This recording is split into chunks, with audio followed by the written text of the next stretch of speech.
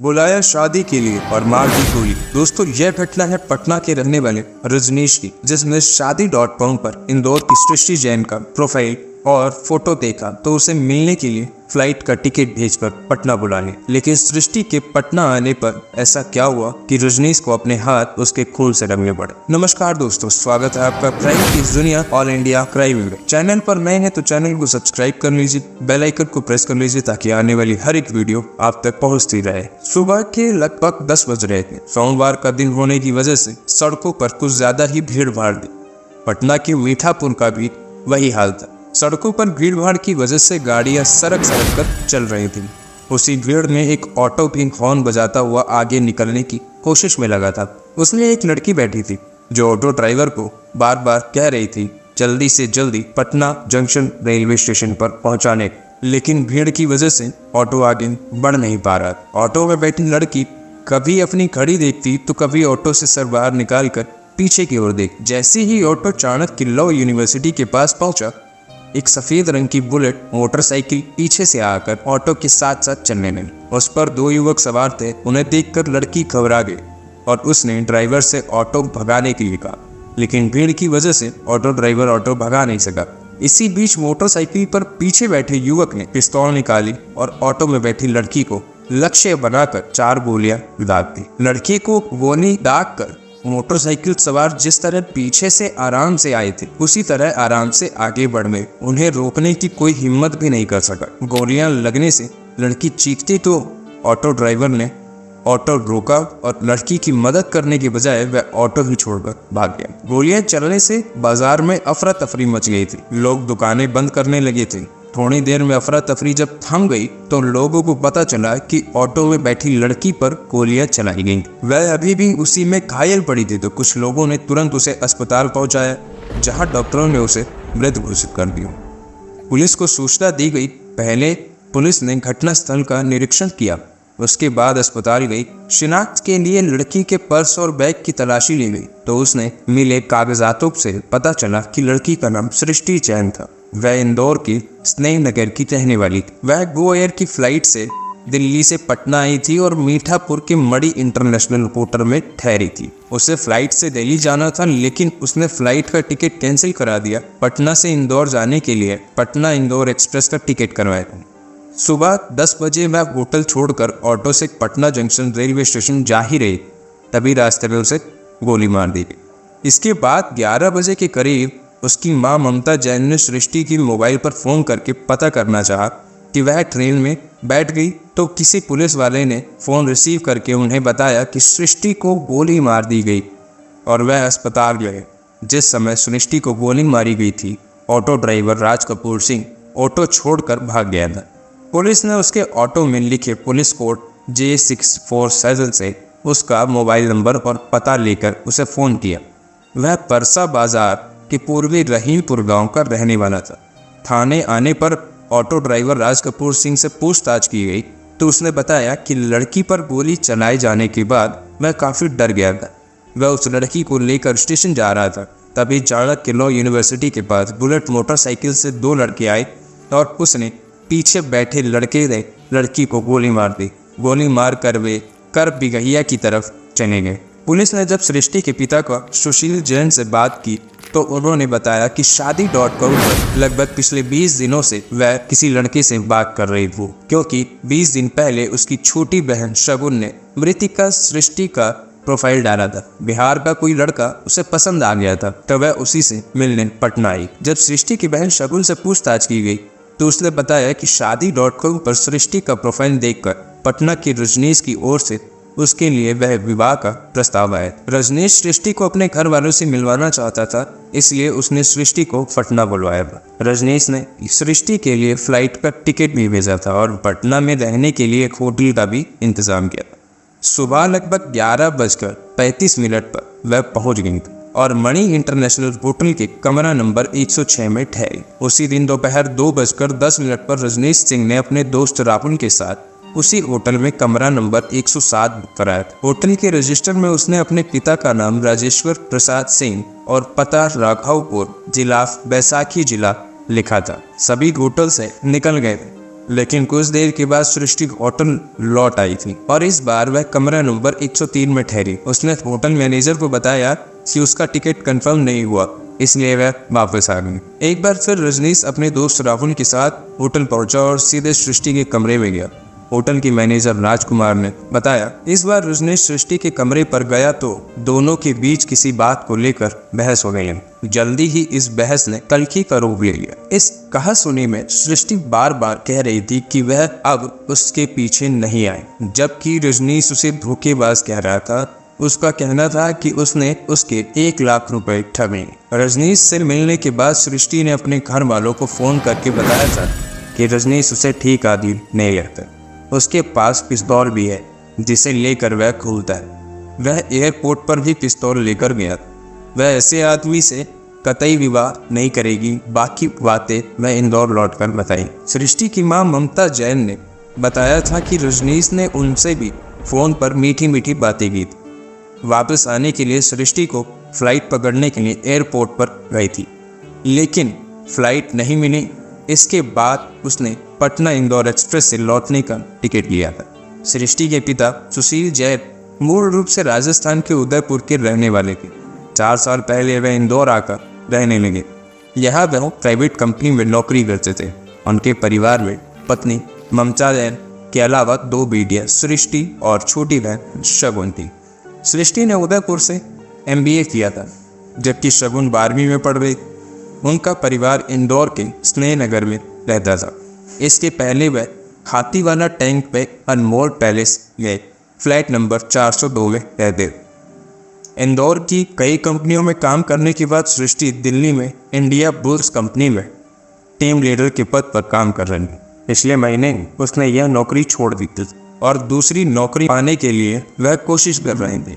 नौकरी छोड़ने के बाद सृष्टि इंदौर आकर माँ बाप के साथ रह रही। लाश के निरीक्षण के दौरान पुलिस ने देखा था सृष्टि के हाथ पर RS अक्षर का टैटू बना, जिससे अंदाजा लगाया कि यह रजनीश सृष्टि लिखा है।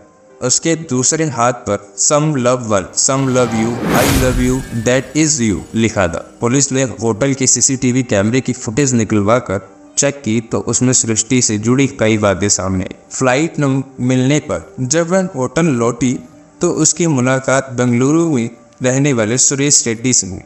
फुटेज में वह होटल के रिसेप्शन काउंटर के पास वाले सोफे पर रेड्डी के साथ बैठी हुई दिखाई दे रही। सृष्टि ने रेड्डी के साथ सेल्फी लेने की बात कही तो पहले उसने मना कर दिया। बातचीत में सृष्टि ने उसे बताया कि वह इंदौर से पटना आई है, वह एक मोबाइल फोन खरीदना चाहती है, वह जल्द खरीदवा दे। इसके बाद रेड्डी उसे ऑटो से बाजार ले गया। रेड्डी अपनी कंपनी व काम से पिछले 15 दिनों से उस होटल में ठहरा था। फुटेज से यही लगता है कि 24 जनवरी को सृष्टि और रेड्डी की मुलाकात थोड़ी ही देर में दोस्ती में बदल गई। होटल से निकलने के बाद उन्होंने 10,000 रुपये का मोबाइल फोन खरीदा। मोबाइल बिल रेड्डी के नाम से बना था। इसके बाद दोनों नाइट शो फिल्म देखकर देर रात होटल लौटे थे। होटल स्टाफ ने भी पुलिस का उनकी देर से लौटने की बात बताई। पुलिस सूत्रों के अनुसार सृष्टि के मोबाइल फोन की मेमोरी कार्ड में पुलिस को कुछ आपत्तिजनक वीडियो मिले, लेकिन पुलिस ने इस बारे में कुछ नहीं बता रही। मेमोरी कार्ड से पता चला कि सृष्टि विवाहित थी, लेकिन वह ऑनलाइन साथी की तलाश में। रजनीश की तरह सृष्टि ने भी अपनी प्रोफाइल में खुद के बारे में गलत जानकारियां दी। सृष्टि के परिवार वालों ने पुलिस को बताया था कि उदयपुर में पढ़ाई के दौरान सृष्टि ने प्रेम विवाह कर लिया था, लेकिन वह शादी कुछ समय बाद ही टूट गई थी और सृष्टि ने अपने पति से तलाक ली। सोचने वाली बात यह है कि अगर रजनीश से सृष्टि की पहली से जान पहचान नहीं थी तो किसी अजनबी के बुलाने पर वह इंदौर से पटना कैसे चलेगी। रजनीश सृष्टि के पड़ोस वाले कमरे में ही रात में ठहरा था, लेकिन यह बात उसने अपने घर वालों को नहीं बताई थी। दोनों के बीच कहीं पहले से तो कोई रिश्ता नहीं था। आखिर रजनीश बार बार सृष्टि पर 1 लाख रुपए ठगने का आरोप क्यों लगा रहा था? केवल विवाह के प्रस्ताव ठुकराने से कोई किसी लड़की की हत्या क्यों करेगा? सृष्टि की हत्या के 8 दिनों बाद सृष्टि के हत्यारे रजनीश को पुलिस ने गिरफ्तार कर लिया। वह अपनी पत्नी और दोनों बच्चों के साथ कंकड़बाग में अपने किसी रिश्तेदार के यहाँ गया था। तभी पुलिस ने उसे पकड़ लिया। पुलिस को उसके वहां जाने की जानकारी पहले से थी, इसलिए सादे लिबास में वहां पुलिस वालों को तैनात कर दिया गया था। उसके आते ही पुलिस ने उसे पकड़ लिया था। वह पटना से ही होकर दिल्ली भागने की फिराक में था। पूछताछ में रजनीश ने पुलिस को बताया था कि सृष्टि उसे ब्लैकमेल करने लगी थी। लोगों को ब्लैकमेल करना उसकी आदत में शुमार था। इस काम में उसका परिवार भी उसका साथ देता था। पुरुषों को फंसाकर वह रुपए ठेंगती थी। उसने उससे गहने खरीदने को कहा था। सृष्टि के बार बार बदलते बात व्यवहार से ही रजनीश को उस पर शक हो गया था, जिससे उसने गहने खरीदने से मना कर दिया था। इसी बात से सृष्टि उससे नाराज हो गई और होटल में ही उससे बहस करने लगी। तो जल्दी तलखी में बदल गई। बस बात ज्यादा बढ़ी तो वह रजनीश को गालियां देने लगी। इसके बाद सृष्टि ने अपने सामान उठाया और अकेली ही ऑटो स्टेशन चल पड़ी। रजनीश के पास पिस्तौल थी ही। उसने देखा कि सृष्टि उसे धोखा देकर जा रही है, तो उसने बुलेट से जाकर रास्ते में उसे गोली मार। राघवपुर के वीरपुर बरारी टोला का रहने वाला रजनीश किसी राजेश्वर प्रसाद सिंह का बेटा है। पुलिस ने उसके गांव वाले घर पर छापा मारा तो वहां से 7.65 बोर की गोलियां के साथ 6 खोखे मिले। रजनीश को 13 साल पहले किरण सिंह से शादी हुई थी। उसके 2 बच्चे, बड़ा बेटा प्रियांशु 12 साल का और छोटा बेटा कुणाल 9 साल का है। रजनीश की गिरफ्तारी से किरण काफी परेशान। उसका कहना है कि उसके पति किडनी के मरीज है। समय पर दवाई नहीं दी गई तो उनकी जान जा सकती है। किरण ने दिल्ली के अपोलो हॉस्पिटल में अपनी किडनी दान की थी। दूसरी किडनी रजनीश के बड़े भाई अनिल ने दी थी, जिसकी वजह से उसे दिन में 3 बार दवा खानी पड़ती थी। पीने के लिए उसे मिनरल वाटर दिया जाता था। सृष्टि के पिता का कहना है कि रजनीश पुलिस को बेमतलब की कहानियां गढ़कर सुना रहा है। हत्या को लेकर भी वह पुलिस को बरगला रहा है। सृष्टि की मां का कहना है कि किसी अनजान लड़की से 5 से 10 दिन की बातचीत में रजनीश ने 2.5 लाख रुपए से ज्यादा उस पर कैसे और क्यों खर्च कर दिए। सवाल यही आता है। 4 जनवरी को सृष्टि की बहन शगुन ने उसकी शादी का प्रोफाइल शादी.com वेबसाइट पर डाला था। उसके 10 दिन बाद रजनीश की ओर से शादी का प्रस्ताव आया। रजनीश ने बताया था कि उसके पिता की मोटरसाइकिल की एजेंसी है, जिसका सालाना कारोबार 70 से 80 लाख रुपए का है। अपने बारे में उसने बताया था कि वह IPS की तैयारी कर रहा है। उसके इसी प्रोफाइल और प्रस्ताव के बाद ही सृष्टि उससे मिलने पटना आई। पुलिस सूत्रों से मिली जानकारी के अनुसार रजनीश की तरह सृष्टि ने भी शादी की वेबसाइट पर अपने बारे में गलत जानकारियां दे रखी थी। उसने पहले विवाह और तलाक के बारे में बिल्कुल नहीं बताया था। रजनीश तो गलत था ही, सृष्टि भी अपने बारे में गलत जानकारी देकर दोबारा शादी की फिराक में थी। पुलिस पूछताछ में रजनीश सृष्टि की हत्या का अपना अपराध स्वीकार कर लिया था। उसने सृष्टि से हुई जान पहचान के बारे में पुलिस को जो बताया था, उसके अनुसार उसने सृष्टि पर काफ़ी रुपए खर्च कर दिए थे। इसके बाद भी वह उससे और कई चीज़ें खरीदने को कह रही थी। इससे उसे लगा कि यह काफ़ी खर्चीली है। अब तक वह उसके करीब 2 लाख रुपए खर्च करवा चुकी थी। रजनीश ने सृष्टि पर के पास एक नया मोबाइल फ़ोन देखा, जिसने सृष्टि ने सुरेश रेड्डी के साथ सेल्फी ले रखी। वह फोटो देखकर उसके दिल को काफ़ी गहरी ठेस लगी। रजनीश की अपनी पत्नी से बिल्कुल नहीं पटती थी, इसलिए वह दूसरी शादी के बारे में सोच रहा था। पहली नज़र में सृष्टि रजनीश को बहुत अच्छी लगी थी, जिससे उसने उसके प्रेम विवाह को बना लिया था। विवाह के बाद वह उसके साथ दिल्ली में रहना चाहता था, लेकिन जब वह उसकी पुरजरूर मांगों को पूरी नहीं कर सका तो सृष्टि ने उससे विवाह करने से मना कर दिया था। पुलिस को दिए अपने बयान में रजनीश ने बताया था कि सृष्टि की हत्या करके वह मीठापुर से सीधा अनीसाबाद होते हुए हाजीपुर चला गया। रास्ते में महात्मा गांधी पुल से उसने अपना मोबाइल फोन, टैबलेट और पिस्तौल का लाइसेंस गंगा नदी में फेंक दिया। इसी के साथ अपनी बुलेट मोटरसाइकिल को नाव पर रखकर गंगा नदी के बीच में डुबो दिया। इसके बाद वह हाजीपुर, वैशाखी और पटना में ठिकाने बदल बदल कर समय गुजारता था। रजनीश के बड़े भाई अनिल सिंह ने पुलिस को दिए बयान में कहा था कि रजनीश की किडनी ट्रांसप्लांट कराई गई, जिससे वह शारीरिक रूप से काफ़ी कमज़ोर है। ऐसे में वह किसी की हत्या कैसे कर सकता है। उसे दिन में 4 बार दवाई खानी पड़ती है और मिनरल वाटर पानी पीना पड़ता है। ट्रांसपोर्टर का कारोबार करने वाले अनिल का कहना है कि तबीयत खराब होने की वजह से रजनीश गांव पर एक ब्याज पर रुपए देने का काम करता था।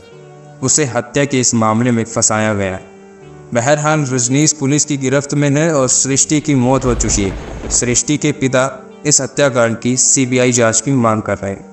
पुलिस का कहना है कि रजनीश की तार किडनी बेचने वाले गिरोह से जुड़े हो सकते हैं। शादी के बहाने रजनीश ने अपहरण की नीयत से सृष्टि को पटना बुलाया, लेकिन उससे बातचीत के बाद सृष्टि को कुछ खतरा महसूस हुआ तो उसने वापस जाने में ही अपनी भलाई समझी, लेकिन वह लौट नहीं पाई क्योंकि रजनीश को उससे खतरा था।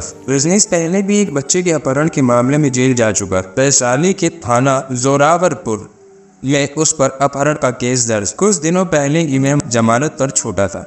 अगवा किए गए बच्चे का अब तक कोई सुराग नहीं मिल सका। पुलिस जांच में पता चला कि बच्चे का अपहरण किडनी निकालने के मकसद से किया गया था। जांच के बाद पुलिस ने उसका खाता सील कर दिया, जिसमें 90 लाख रुपए जमा थे। उसके घर से फर्जी स्टाम्प और कई सरकारी अफसरों की मोहरें बरामद हुई हैं। रजनीश खुद भी 2 बार किडनी ट्रांसप्लांट करवा चुका है। पुलिस यह पता कर रही है कि जिस डॉक्टर ने उसकी किडनी ट्रांसप्लांट की थी, कहीं रजनीश उस डॉक्टर या अस्पताल के साथ मिलकर किडनी बेचने का रैकेट तो नहीं चला रहा था। पुलिस को जानकारी मिली कि सृष्टि ने दिल्ली में किसी डॉक्टर के यहाँ भी काम किया था। हो सकता है रजनीश की किडनी ट्रांसप्लांट के दौरान उसकी जान पहचान दोनों के बीच रुपयों को लेकर होटल में हुई बहस कहीं किडनी खरीद बिक्री के रैकेट से तो नहीं जुड़ी थी। रजनीश भी पिछले कुछ दिनों से दिल्ली में ही रह रहा था और किडनी ट्रांसप्लांट कराने वाले मरीज को किडनी मुहैया कराने की दलाली का काम करने लगा। उस काम में उसने काफी पैसे कमाए। वह जब भी अपने गांव वीरपुर आता था, दोस्तों पर खूब खर्चा करता था। लेकिन सृष्टि के पिता का कहना है कि सृष्टि और रजनीश की पहले से जान पहचान और प्रेम प्रसन्न की बात बिल्कुल गलत था। तो दोस्तों ये कहानी यहीं पर खत्म होती है। ये है एकदम सच्ची घटना जो कि पटना में हुई। दोस्तों ऐसी ही और भी वीडियोस अगर आपको देखनी है या पसंद आती हैं तो दोस्तों मुझे कमेंट करके जरूर बताएं, या फिर आपको कोई केस में दिलचस्पी हो, जिस केस के बारे में आप जानते हो और उसके बारे में डिटेल चाहते हो, तो दोस्तों आप मुझे कमेंट कर सकते हैं। चैनल को सब्सक्राइब जरूर कर लीजिएगा, वीडियो को लाइक कर दीजिएगा। मिलते हैं आपसे अगली वीडियो में कल सुबह। धन्यवाद।